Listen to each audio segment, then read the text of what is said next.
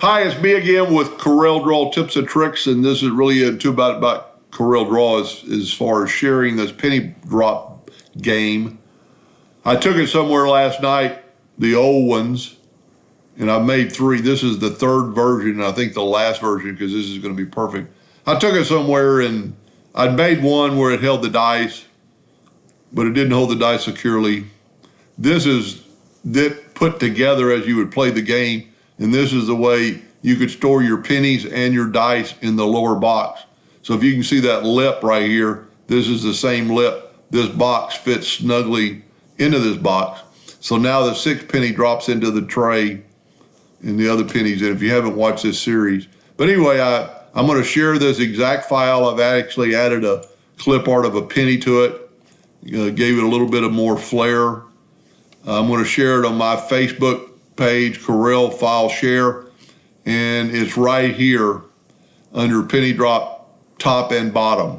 So here's the new ones.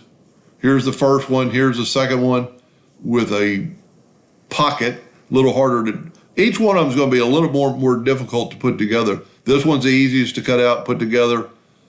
Probably this one's probably next, and this one's a little bit more difficult, but all of them can be put together. So I'm going to share this file. I'll not have the pictures, and I kind of arranged it where it would engrave all this area faster instead of, at first I had the dice way over here.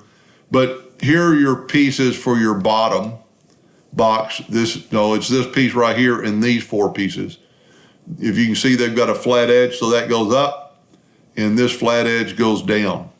So this is the top of the box. So that's your top piece, your side piece, your side piece, side piece, side piece. This is your middle platform that goes into those peg holes that keeps these pennies kind of like a false shelf from going through. And if you haven't watched the video, I'm going to put a link to the video on how to play the game at the bottom of this.